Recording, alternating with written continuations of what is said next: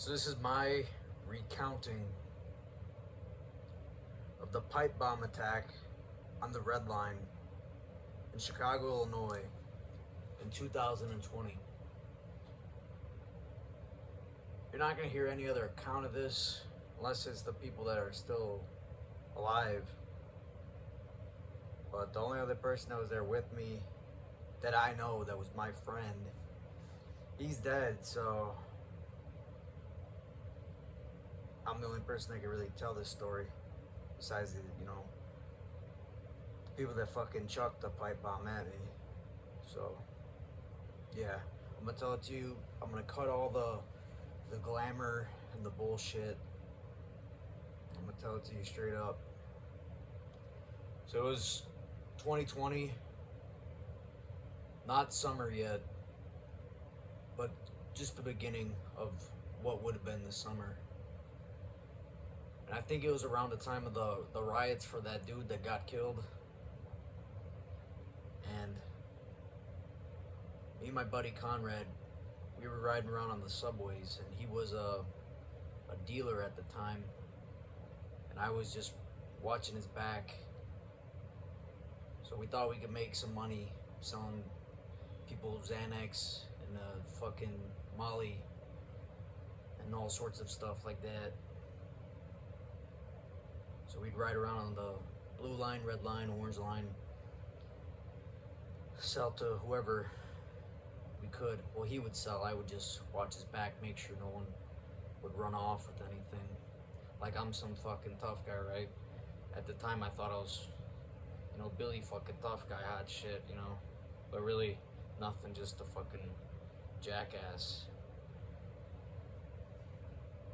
And, one morning, we decided to go on the red line. We got on somewhere near where the White Sox play at, and we got like the little fucking cakes, the red velvet cakes you get at a gas station. We got a pack of cigarettes, some Black and Milds and shit, and we got on the train. Everything was going pretty good. And we took some acid. I think he might have took some acid, but I know I did for sure. I don't remember. I can't fucking ask him. He's dead. But I took some acid, and we were riding for a while. But then once it started kicking in, I remember looking out the train windows and seeing like the fucking patterns and shit, and it was all good. And I sparked up a Black and Mild. And once we got underground, a gang of like 5 or 6 other people got on the train, and like their head honcho was pissed at me specifically for smoking a fucking cigarette, or the Black and Mild. And he told me, he's like, man, put that shit out. And he was in my face and stuff. And so either I put it out or he fucking smacked it out of my hand or something like that. But I don't know. 110%. I was fucking tripping on acid, but let's just say he smacked it out of my hand just to be fucking liberal with it. But I might have put it out myself. And then he said he would fucking knock me out. And I remember that made me kind of mad. So I was intimidated before just by him having 6 people. But when he said that, I looked him in his eye right there. And he didn't knock me out, but I told him, I was like, man, chill the fuck out, like, take it easy, while looking at him in the eye. And then he backed off after that, and the train was about to depart, and one of his fucking Goombas, they pulled out this, it was a firework, pipe bomb, gray piece of thing, like fucking this, lit it up, and they threw it in the train car, the fucking thing, while we're underground. And it landed, I remember it landed like pretty much right in front of me. And I was sitting at one of those, if you go on the CTA in Chicago, you got the seats that face the fucking window, and you got the seats that are facing, you're facing the back of someone's head like a bus. Well, I was sitting on the ones on the wall. and it landed right in front of me, and I was thinking, should I fucking move or not? But I fucking, not gonna lie to you, I fucking froze. Dude, I fucking sat there. My boy, he got up and he went in that little thing. There's like the little door thing with the thing, with the pole. Some people whatever. You could tell this story, get me all fucked up. I'm fucking, you know, where you can hang on the fucking door and there's a little glass thing. He went behind that. And the train started moving. As soon as the train started moving, bro, it just went boom. And it was so fucking loud, bro. And I was tripping sack when it happened. I was tripping fucking nuts. And it was so loud, dude.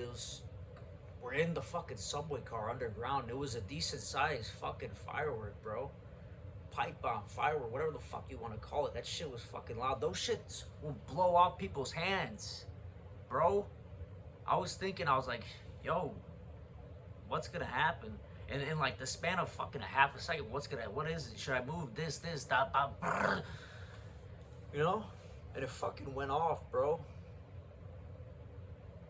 Loud. So loud, bro. And I didn't even have control, like my motor functions, bro. I couldn't fucking get out. I couldn't fucking move it. You think everyone wants to say, oh, you would have been badass, you would have picked it up and thrown it back, but when it happens, it happens. And you're not that fucking, you're not John Wick. You're not gonna do that. You're not. I thought I was. I thought you fucking grab it, throw it out there. Nah. It fucking rolled by, boom. And my ears were ringing. Loud. Boom. Boom. And after that, I was so fucking mad, bro. I was mad at the way I reacted, you know? At the way I froze, and I fucking grabbed my buddy. I was like, why the fuck is it only us two here, bro? Why? We're deep into the goddamn south side. Us two fucking white guys. It's only us two. Where are our friends, man? Why is it only us two?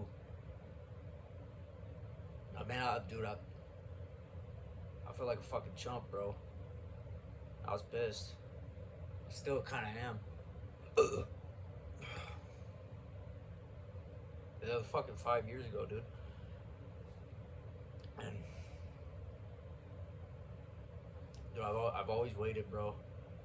I've always waited to find that one guy. Every time I get on the fucking subway, every time I go around the goddamn city, I hope to find that one guy, bro. Just so I can fucking put his ass out.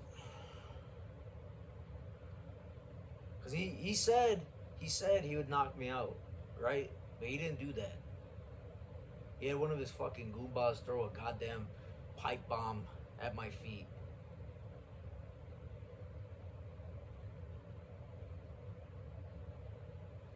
And maybe I did deserve it, bro. A fucking asshole tripping on acid in the subway, smoking a cigar on the fucking subway train, you know?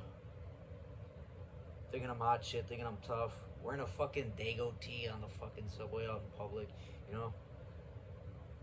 And it did teach me something. It did teach me some things. It taught me to be fucking aware. And not to, you know, get too fucking comfortable. Not to get too fucking cocky, thinking that you're untouchable.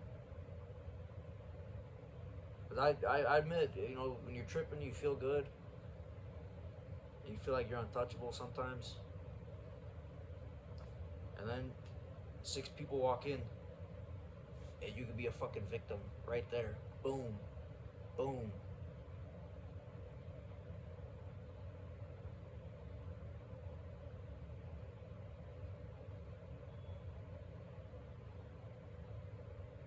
I am lucky though. I got my hands, I got my fucking feet, and I didn't get punched, so that's good. That's good. I think he was low-key scared to run the fade. If he would have fucking swung on me, I was sitting down, so I probably would have just double-legged him. But you never know, bro. I thought I was fucking playing Call of Duty and shit. You're not just hitting RB to fucking toss the grenade back. You're gonna. It's shit's different when it's real, you know? It's different when it's real. Not many people will tell you that. They'll tell you fucking woo-woo bullshit street stories. Oh, I have to start a blast. Yeah, fucking right, bro.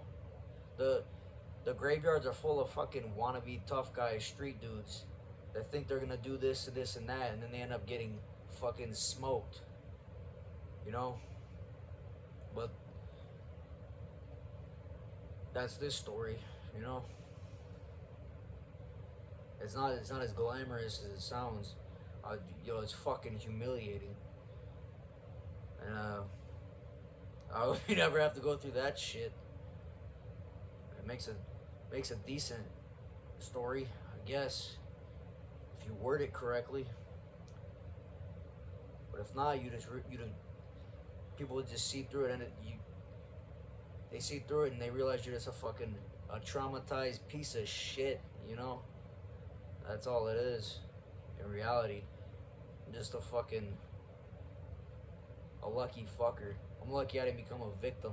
Imagine if it would have blown off a piece of my foot. Ah! Right?